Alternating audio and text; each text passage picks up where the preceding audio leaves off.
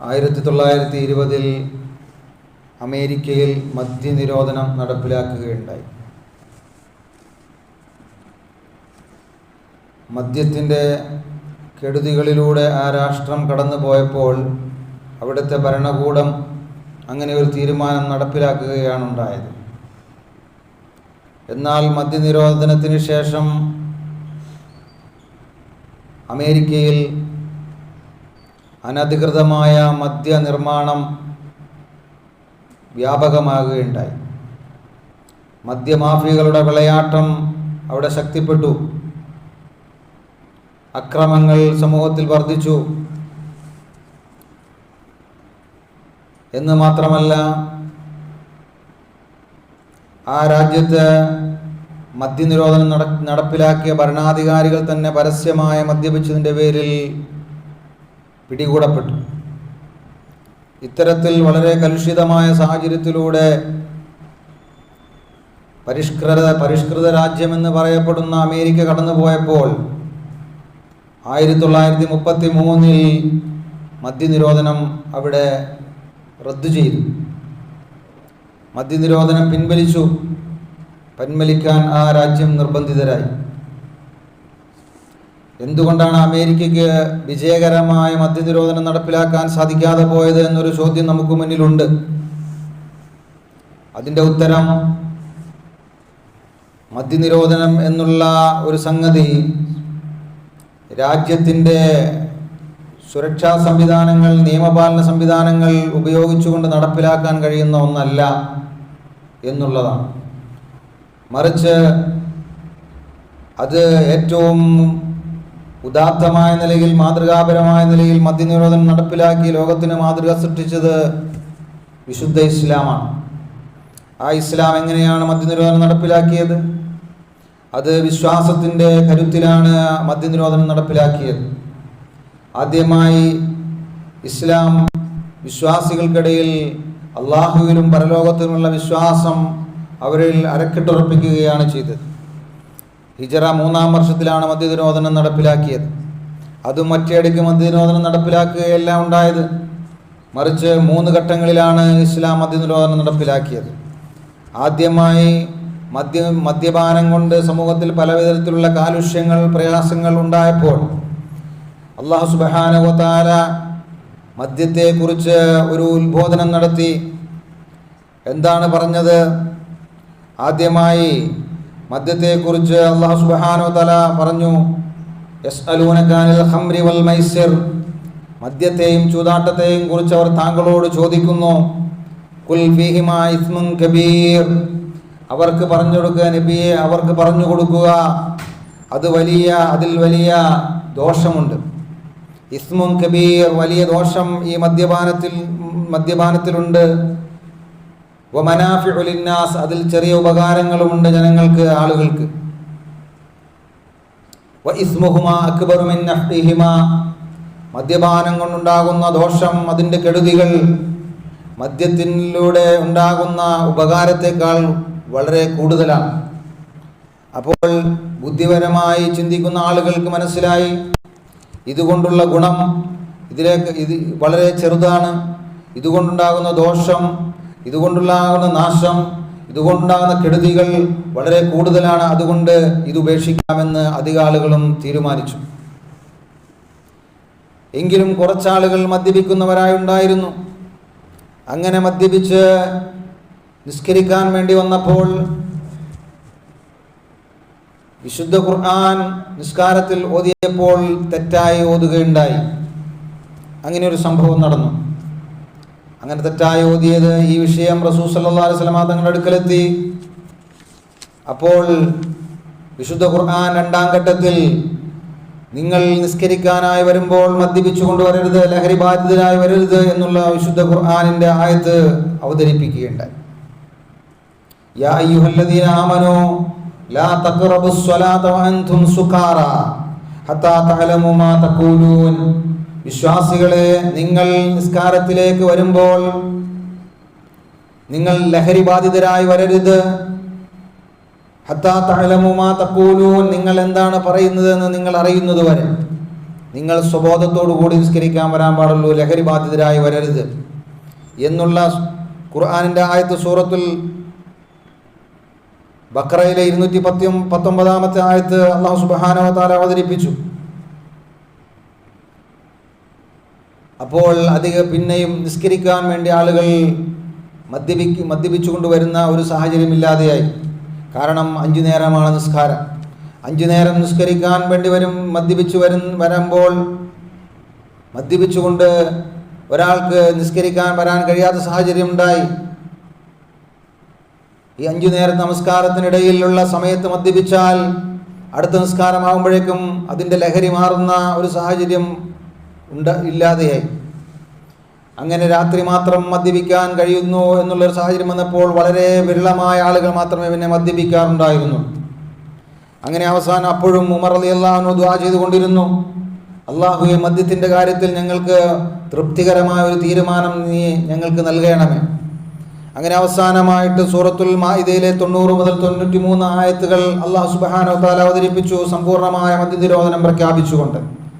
എന്താണ് അത്? ആ ആയത്തിലൂടെ അല്ലാഹു പറഞ്ഞത്, യാ അയ്യുഹല്ലദീന ആമനൂ ഇന്നമൽ ഖംറു വൽ മൈസിറു വൽ അൻസ്വാബു വൽ അസ്ലാം റിജ്സും മിൻ അമലിശ് ശൈത്വാൻ ഫജ്തനിബൂഹു ലഅല്ലകും തുഫ്ലിഹൂൻ. വിശ്വാസികളെ, തീർച്ചയായും മദ്യവും ചൂതാട്ടവും പ്രതിഷ്ഠകളും പ്രശ്നം വയ്ക്കുന്ന അമ്പുകളുമെല്ലാം റിജ്സും മിൻ അമലിശ് ശൈത്വാൻ, പൈശാചികമായ ദുഷ്പ്രവർത്തനങ്ങളിൽ പെട്ടതാണ്. ഫജ്തനിബൂഹു ലഅല്ലകും തുഫ്ലിഹൂൻ, നിങ്ങൾ വിജയികളാകുന്നതിന് വേണ്ടി അവയെല്ലാം നിങ്ങൾ ഉപേക്ഷിക്കുക. ഇന്നമാ യുരീദു ശൈത്വാനു അൻ യൂഖിഅ ബൈനകുമുൽ അദാവത വൽ ബഗ്ളാഅ ഫിൽ ഖംറി വൽ മൈസിർ, മദ്യത്തിലൂടെയും ചൂതാട്ടത്തിലൂടെയും നിങ്ങൾക്കിടയിൽ വിദ്വേഷവും ശത്രുതയും ഉണ്ടാക്കുവാനാണ് പിശാച് ഉദ്ദേശിക്കുന്നത്, ശൈത്വാൻ ഉദ്ദേശിക്കുന്നത്. വഅൻ ദിക്രില്ലാഹി വഅനിസ് സ്വലാഹ് വയസുദ്ദകും അൻ ദിക്രില്ലാഹി വഅനിസ് സ്വലാഹ്, നിസ്കാരത്തിൽ നിന്നും അല്ലാഹുവിന്റെ സ്മരണയിൽ നിന്നും നിങ്ങളെ അകറ്റുന്നതിനുമാണ് പിശാച് ഉദ്ദേശിക്കുന്നത്. വഹൽ അൻതും മുന്തഹൂൻ, അതുകൊണ്ട് നിങ്ങൾ മദ്യപാനത്തിൽ നിന്ന്, ലഹരിയിൽ നിന്ന് വിരമിക്കാൻ സന്നദ്ധരാകുന്നില്ലേ? അതിന് നിങ്ങൾ തയ്യാറാകുന്നില്ലേ എന്ന് വിശുദ്ധ ഖുർആനിലൂടെ അല്ലാഹു ചോദിച്ചപ്പോൾ, ഈ ആയത്തിറങ്ങിയപ്പോൾ ഈ ഒരു ആശയം, ഈ ഒരു സന്ദേശം ജനങ്ങളെ അറിയിക്കുന്നതിന് വേണ്ടി ഒരു ദൂതനെ പറഞ്ഞയച്ചു.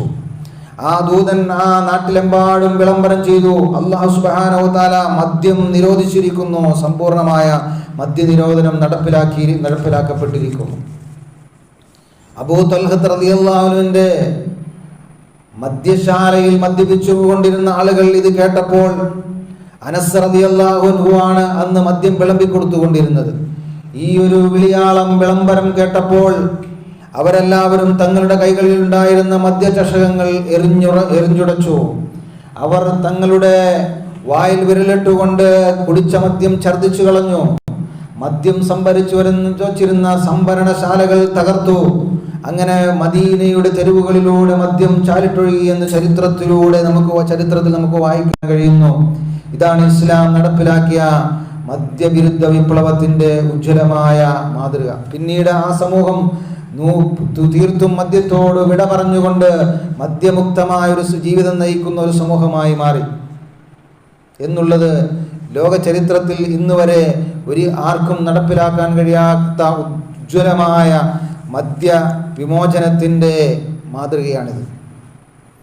പിന്നെ അതിനു മുമ്പോ അതിനു ശേഷമോ ലോകത്തൊരിക്കലും ഒരിടത്തും ഇത്തരത്തിൽ ഒരു മദ്യവിരുദ്ധ വിപ്ലവം സാധ്യമായിട്ടില്ല, മദ്യവിമോചനം സാധ്യമായിട്ടില്ല എന്നുള്ളതാണ് നമുക്ക് പഠിക്കാനുള്ളത്. അതാണ്.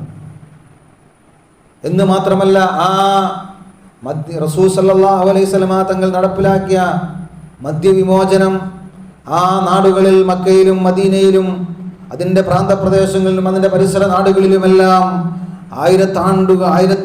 ആയിരത്തിലേറെ വർഷങ്ങൾ നിലനിന്നു എന്നുള്ളതാണ്. ഇന്നും ആ നാടുകളിൽ പരസ്യമായി മദ്യപിക്കുന്നത് ശിക്ഷാർഹമാണ്, മദ്യം ഹറാമാണ്.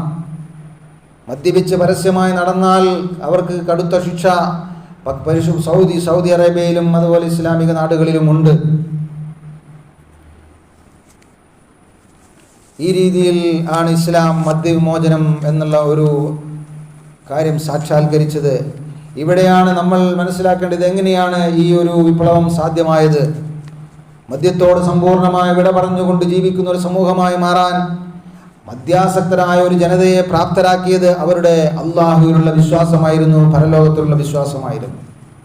ആ ഒരു വിശ്വാസമില്ലാത്തത് കൊണ്ടാണ് 1920 അമേരിക്കയിൽ നടപ്പിലാക്കിയ മദ്യ നിരോധനം വിജയിക്കാതെ പോയത്. മദ്യത്തിന് ഖംർ എന്നാണ് വിശുദ്ധ ഖുർആനിലും അതുപോലെ ഹദീസിലും എല്ലാം പറയുന്നത്. ഖംർ എന്നാൽ മറയ്ക്കുക, മൂടുക എന്നുള്ളതാണ് അർത്ഥം. മദ്യപിക്കുമ്പോൾ ഉണ്ടാകുന്ന ലഹരി ബുദ്ധിയെ മറയ്ക്കുന്നു എന്നുള്ളതാണ്. അതുകൊണ്ടാണ് അങ്ങനെ ഒരു പേര് വരുന്നത്. റസൂൽ അതുകൊണ്ട് തന്നെ ബുദ്ധിയെ മറയ്ക്കുന്നു, മനുഷ്യൻ്റെ ഔചിത്യബോധം നഷ്ടപ്പെടുന്നു, മനുഷ്യൻ്റെ ബോധം നഷ്ടപ്പെടുന്നു. അപ്പോൾ മനുഷ്യൻ അവന് എന്താണ് പറയേണ്ടത്, എന്താണ് പ്രവർത്തിക്കേണ്ടത് എന്നറിയാതെ ഒരു തോന്നിയവാസിയായി മാറുന്ന ഒരു സാഹചര്യം ഉണ്ടാകും. അതുകൊണ്ട് തന്നെ റസൂലുള്ളാഹി സ്വല്ലല്ലാഹു അലൈഹി വസല്ലം തങ്ങൾ പറഞ്ഞു, കുല്ലു മുസ്കിരിൻ ഹറാം, ലഹരി കുല്ലു മുസ്കിരിൻ ഖംറുൻ, ലഹരിയുള്ളതെല്ലാം മദ്യമാണ്, വകുല്ലു മുസ്കിരിൻ ഹറാം, ലഹരിയുള്ളതെല്ലാം ഹറാമാണെന്ന് റസൂലുള്ളാഹി സ്വല്ലല്ലാഹു അലൈഹി വസല്ലം തങ്ങൾ അതുകൊണ്ടാണ് അവിടുന്ന് പഠിപ്പിച്ചത്. നിഷിദ്ധമായിട്ട് അല്ലാഹു റസൂൽ പഠിപ്പിച്ചു മദ്യത്തെ, ലഹരിയുള്ള എല്ലാ സാധനങ്ങളെയും. ആദ്യകാലങ്ങളിൽ നമുക്കറിയാം മദ്യവും പുകയിലയുമാണ് ഉപയോഗിച്ചിരുന്നത്. പിന്നീട് കാലങ്ങൾ കഴിഞ്ഞപ്പോൾ കഞ്ചാവ് എന്നുള്ള കുറച്ചുകൂടി മാരകമായ ലഹരി വസ്തു സമൂഹത്തിൽ കടന്നു വന്നു. പിന്നീട് ബ്രൗൺ ഷുഗർ, കൊക്കൈൻ തുടങ്ങിയ മാരകമായ ലഹരി വസ്തുക്കൾ സമൂഹം ഉപയോഗിക്കാൻ തുടങ്ങിയ അതിൻ്റെ വിപണനം ആരംഭിച്ചു മദ്യമാഫിയകൾ, ലഹരി മാഫിയകൾ. ഇന്നിപ്പോൾ ഏറ്റവും ന്യൂജനായിട്ടുള്ള ലഹരി വസ്തുക്കളാണ് സമൂഹത്തിലെ വിദ്യാർത്ഥികളെയും യുവജനങ്ങളെയും എല്ലാം പിടികൂടിയിട്ടുള്ളത്. LSD, MDMA, crystal, meth, ice, speed തുടങ്ങിയ പേരുകൾ അറിയപ്പെടുന്ന സിന്തറ്റിക് ലഹരി വസ്തുക്കളുടെ ഉപയോഗം ഇന്ന് സമൂഹത്തിൽ പ്രത്യേകിച്ച് ചെറുപ്പക്കാർക്കിടയിൽ, വിദ്യാർത്ഥികൾക്കിടയിൽ വ്യാപകമായിട്ടുള്ള ഒരു വളരെ ദുരന്തപൂർണമായ സാഹചര്യത്തിലൂടെയാണ് നമ്മൾ കടന്നുപോയിക്കൊണ്ടിരിക്കുന്നത്. പുതിയ തലമുറയിൽ പലരും ഇങ്ങനെ ലഹരിയുടെ അടിമകളായി നശിച്ചുകൊണ്ടിരിക്കുന്ന കാഴ്ചയാണ് നമ്മൾ കണ്ടുകൊണ്ടിരിക്കുന്നത്. ഈ പറയുന്ന സിന്തറ്റിക് ലഹരി ഉൽപ്പന്നങ്ങൾ, ലഹരി വസ്തുക്കൾ ഒരു തവണ ഉപയോഗിച്ചാൽ തന്നെ അതിൻ്റെ അടിമകളായി മാറുന്ന, അഡിക്ഷനിൽ പെട്ടുപോകുന്ന വളരെ ഗുരുതരമായ സാഹചര്യമാണെന്നുള്ളത്. അപ്പോൾ അതിൻ്റെ എല്ലാം തിക്തഫലങ്ങൾ ഇന്ന് നമ്മുടെ സമൂഹത്തിൽ നമ്മൾ അനുഭവിച്ചുകൊണ്ടിരിക്കുകയാണ്, സമൂഹം അനുഭവിച്ചുകൊണ്ടിരിക്കുകയാണ്. അക്രമങ്ങൾ ഇന്ന് സമൂഹത്തിൽ വർദ്ധിച്ചുകൊണ്ടിരിക്കുന്നു, കൊലപാതകങ്ങൾ വർദ്ധിച്ചുകൊണ്ടിരിക്കുന്നു, ബലാത്സംഗവും സ്ത്രീപീഡനവും വർദ്ധിച്ചുകൊണ്ടിരിക്കുന്നു, വാഹനാപകടങ്ങൾ വർദ്ധിച്ചുകൊണ്ടിരിക്കുന്നു, ആത്മഹത്യകൾ വർദ്ധിച്ചുകൊണ്ടിരിക്കുന്നു. ഇതിൻ്റെ എല്ലാം പിന്നിൽ മദ്യത്തിൻ്റെയും ലഹരിയുടെയും കരാളഹസ്തങ്ങളുണ്ട്, സ്വാധീനമുണ്ട് എന്നാണ് സാമൂഹ്യ ശാസ്ത്രജ്ഞന്മാർ പറയുന്നത്. വേൾഡ് ഹെൽത്ത് ഓർഗനൈസേഷൻ്റെ കണക്ക് പ്രകാരം ഓരോ വർഷവും 30 ലക്ഷം ആളുകളാണ് ഓരോ വർഷവും ഈ മദ്യത്തിൻ്റെയും ലഹരിയുടെയും ഇരകളായിട്ട് അതിൻ്റെ കെടുതികൾ കാരണമായിട്ട് മരണപ്പെട്ടുകൊണ്ടിരിക്കുന്നത്. എന്ന് മാത്രമല്ല, ലോകത്ത് നടക്കുന്ന മൊത്തം വാഹനാപകടങ്ങളിൽ 30% വാഹനാപകടങ്ങളുടെ കാരണം ലഹരി ഉപയോഗിച്ച് വാഹനം ഓടിക്കുന്നതാണ് എന്നും വേൾഡ് ഹെൽത്ത് ഓർഗനൈസേഷൻ്റെ ഒരു റിപ്പോർട്ടിൽ നമുക്ക് മനസ്സിലാക്കാൻ കഴിയുമ്പോൾ ഈ ലഹരിയുടെ കെടുതികൾ എത്ര വലുതാണ് എന്ന് ഇന്ന് സമൂഹം തിരിച്ചറിയേണ്ടതുണ്ട്.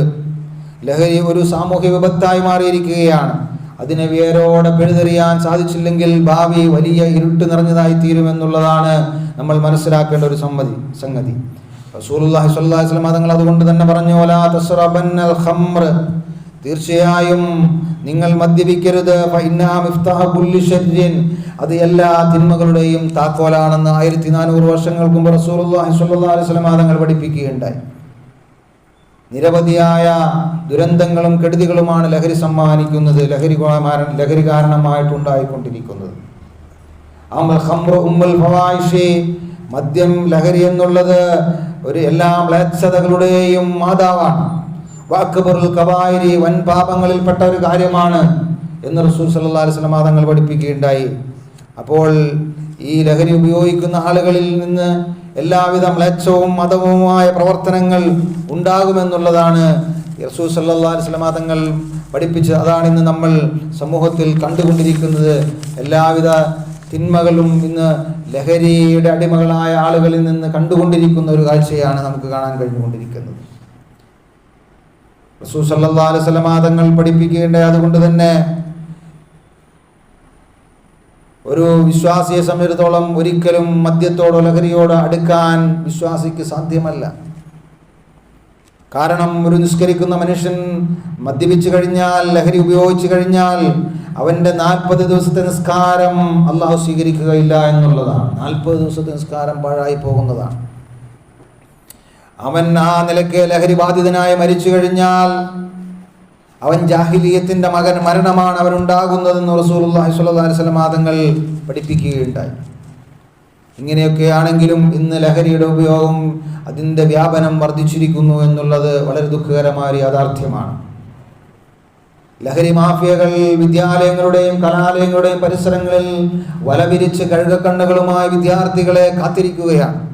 അതിൻ്റെ കെണിവലകളിൽ ഇന്ന് നിരവധി വിദ്യാർത്ഥികൾ പെട്ടുപോകുന്നു എന്നുള്ള ഒരു യാഥാർത്ഥ്യമാണ് നമുക്ക് മുന്നിലുള്ളത്. അപ്പോൾ ഈ വിദ്യാർത്ഥികളെയും യുവജനങ്ങളെയും എല്ലാം ഈ ലഹരിയുടെ കെടുതികളിൽ നിന്ന് രക്ഷപ്പെടുത്തുന്നതിന് വേണ്ടി ഇന്ന് ഓപ്പറേഷൻ തൂഫാൻ എന്ന പേരിൽ വലിയൊരു യജ്ഞം ആരംഭിച്ചിരിക്കുകയാണ്. അതിൻ്റെ ഭാഗമായി ലഹരി മാഫിയകൾക്കെതിരെ, ലഹരി വിൽപ്പനക്കാർക്കെതിരെ ശക്തമായ നടപടികളുമായിട്ട് സർക്കാർ മുന്നോട്ട് പോയിക്കൊണ്ടിരിക്കുന്ന ഒരു സാഹചര്യത്തിലൂടെയാണ് നമ്മൾ കടന്നു പോകുന്നത്. ഈ കഴിഞ്ഞ 21 ദിവസത്തിനുള്ളിൽ നമ്മുടെ സംസ്ഥാനത്ത് 3657 കേസുകൾ ലഹരിയുമായി ബന്ധപ്പെട്ട് രജിസ്റ്റർ ചെയ്യുകയും 3931 ആളുകളെ ലഹരി വിൽപ്പനയുമായി ബന്ധപ്പെട്ട് അറസ്റ്റ് ചെയ്യുകയും ചെയ്തിട്ടുണ്ട് എന്നുള്ളതാണ്. ഇനിയും ഈ ഒരു യജ്ഞം തുടരേണ്ടതുണ്ട്. ഇതിൻ്റെ 2ാം ഘട്ടത്തിൽ വിമാനത്താവളങ്ങളും തുറമുഖങ്ങളും കേന്ദ്രീകരിച്ച് ലഹരിയുടെ വലിയ വമ്പൻ സ്രാവുകളെ പിടികൂടുന്നതിനുള്ള ശ്രമങ്ങൾ ആരംഭിച്ചിരിക്കുകയാണ്.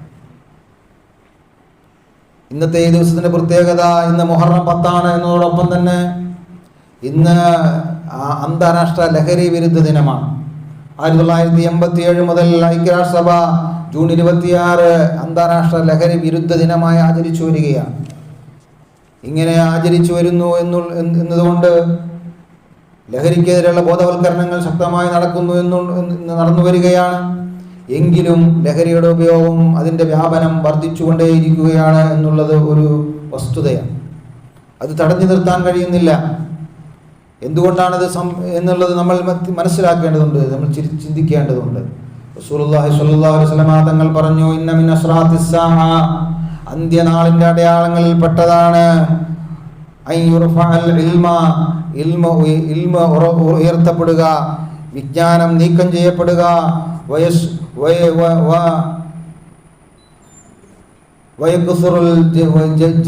അതുപോലെ തന്നെ അറിവില്ലായ്മ അടിയുറയ്ക്കുക, അറിവില്ലായ്മ അടിയുറയ്ക്കുക, മദ്യപാനം ലഹരിയുടെ ഉപയോഗം വ്യാപകമാവുക, വ്യഭിചാരം വർദ്ധിക്കുക, അത് പ്രത്യക്ഷപ്പെടുക തുടങ്ങിയുള്ള തിന്മകൾ അന്ത്യനാളിൻ്റെ അടയാളമായിട്ട് റസൂലുള്ളാഹി സ്വല്ലല്ലാഹു അലൈഹി വസല്ലം തങ്ങൾ പഠിപ്പിച്ചത് ഇന്ന് സമൂഹത്തിൽ നമ്മൾ കണ്ടുകൊണ്ടിരിക്കുകയാണ്.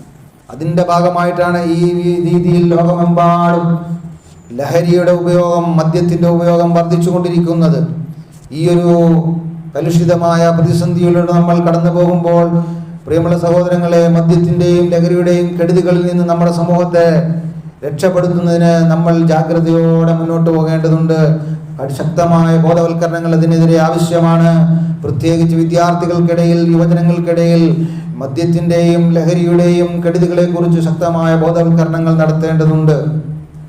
അതോടൊപ്പം നമ്മുടെ വിദ്യാർത്ഥികൾക്ക് ചെറുപ്പത്തിൽ തന്നെ വിശുദ്ധ ഖുർആൻ പഠിപ്പിക്കുക, ഇൽമു പഠിപ്പിക്കുക. അത് ലഹരിക്കെതിരെയുള്ള ചെറുത്തുനിൽപ്പിന് അവർക്ക് കരുത്ത് പകരുന്ന ഏറ്റവും വലിയ സംഗതിയാണ്. മദ്യം എന്താണെന്നും അത് പിശാചിൻ നൽകുന്ന മന്ത്രജലമാണെന്നും പിശാചിന്റെ മലിനമായ പ്രവർത്തനങ്ങളിൽ, മേച്ഛമായ പ്രവർത്തനങ്ങളിൽപ്പെട്ട അതിന് ഏറ്റവും മോശമായ ഒരു കാര്യമാണ് മദ്യപാനവും ലഹരിയുടെ ഉപയോഗവും എന്ന് ചെറുപ്പത്തിൽ തന്നെ നമ്മുടെ മക്കളുടെ മനസ്സുകളിൽ ആ ഒരു ബോധം നട്ടുവളർത്തേണ്ടതുണ്ട്. ആ ഒരു അറിവ് നമുക്ക് അവർ കുട്ടികൾക്ക് പകർന്നു നൽകിക്കൊണ്ട് അവരെ തിരിച്ചറിവുള്ള ഒരു തലമുറയാക്കി വളർത്തിക്കൊണ്ടുവരുവാൻ നമുക്ക് സാധിക്കേണ്ടതുണ്ട്. എങ്കിൽ മാത്രമേ ലഹരിയുടെ കെടുതികളിൽ പെട്ടുപോകാതെ നമ്മുടെ മക്കളെ കാത്തുരക്ഷിക്കാൻ നമുക്ക് സാധിക്കുകയുള്ളൂ. അല്ലാഹു സുബ്ഹാനഹു വ തആല നമ്മുടെ മക്കളെല്ലാം ദീനനുസരിച്ച് അള്ളാഹുവിന്റെ വിശ്വാസത്തിൽ അടിയുറച്ചു നിന്നുകൊണ്ട് ലഹരിക്കെതിരെ പോരാടുന്ന ചെറുത്തുനിൽപ്പെടുത്തുന്ന മാതൃകാ മക്കളായി നമ്മുടെ മക്കളെല്ലാം അള്ളാഹു തീർക്കുമാറാകട്ടെ. അതുപോലെ തന്നെ വളരെ ആശങ്കാജനകമായ ചില കാര്യങ്ങൾ നമ്മുടെ കഴിഞ്ഞ 45 ദിവസത്തിനുള്ളിൽ നമ്മുടെ രാജ്യത്ത് 23ഓളം പള്ളികൾ തകർക്കപ്പെടുകയുണ്ടായി. 23ഓളം പള്ളികളും മദ്രസകളും ദർഗകളും ഉൾപ്പെടെയുള്ള ദീനീ സ്ഥാപനങ്ങൾ തകർക്കപ്പെട്ടു എന്ന ഖേദകരമായ ഒരു വാർത്തയും നമ്മൾ കേൾക്കുകയുണ്ടായി, നമ്മൾ അറിയുകയുണ്ടായി. ഈ ഒരു പള്ളി വർഷങ്ങൾക്ക് മുമ്പ് 1992 ബാബരി മസ്ജിദ് തകർത്തപ്പോൾ അതിനെതിരെ ശക്തമായ പ്രതിഷേധങ്ങൾ ഉയർന്നു വന്നുവെങ്കിൽ പിന്നീട് ഇപ്പോൾ ബുൾഡോസർ രാജിന്റെ ഭാഗമായിട്ട് രാജ്യത്തിന്റെ വിവിധ സംസ്ഥാനങ്ങളിൽ പള്ളികൾ തകർക്കപ്പെടുമ്പോൾ, ദീനി സ്ഥാപനങ്ങൾ തകർക്കപ്പെടുമ്പോൾ, മദ്രസകൾ തകർക്കപ്പെടുമ്പോൾ അതിനെതിരെയൊന്നും ശക്തമായ പ്രതിഷേധങ്ങൾ ഉയർന്നു വരുന്നില്ല എന്നുള്ളത് നമ്മൾ മനസ്സിലാക്കേണ്ട ഒരു സംഗതിയാണ്. ഇതിനെതിരെല്ലാം പ്രതിഷേധിക്കേണ്ട ആളുകൾ മൗനത്തിലാണ്. ആരും ഇതിനെ സംബന്ധിച്ച് മിണ്ടുന്നില്ല. ഈ ഇത്തരത്തിലുള്ളൊരു ദുർഘടമായ പ്രതിസന്ധിയിലൂടെ നമ്മൾ കടന്നു പോകുമ്പോൾ നമ്മൾ തിരിച്ചറിയേണ്ടത് നമ്മുടെ രക്ഷയ്ക്ക് നമ്മൾ മാത്രമേ ഉള്ളൂ എന്നുള്ള തിരിച്ചറിവാണ് നമുക്കുണ്ടാവേണ്ടത്. നമുക്ക് അള്ളാഹുവിന്റെ സഹായം കൊണ്ട് മാത്രമേ വിജയിക്കാൻ സാധിക്കുകയുള്ളൂ. ആ അള്ളാഹുവിന്റെ സഹായം ലഭിക്കുന്നതിന് നമ്മൾ അള്ളാഹുവിലേക്ക് കൈനീട്ടി പ്രാർത്ഥിക്കുക എന്നുള്ള ഒരു ഒറ്റ പൂമ്പടി മാത്രമേ നമുക്ക് മുന്നിലുള്ളൂ എന്നുള്ള തിരിച്ചറിവാണ് ഈ കാര്യങ്ങൾ, ഈ വാർത്തകൾ നമ്മോട് വിളിച്ചു പറയുന്നത്.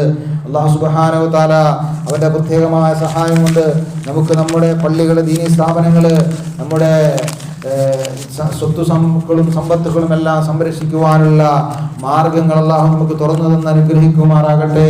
അള്ളാഹു ഈ പള്ളികൾ ഇപ്പോൾ തകർക്കുന്ന, ദീനീ സ്ഥാപനങ്ങൾ തകർക്കുന്ന ശത്രുക്കളെല്ലാം അള്ളാഹു പരാജയപ്പെടുത്തി നശിപ്പിക്കുമാറാകട്ടെ.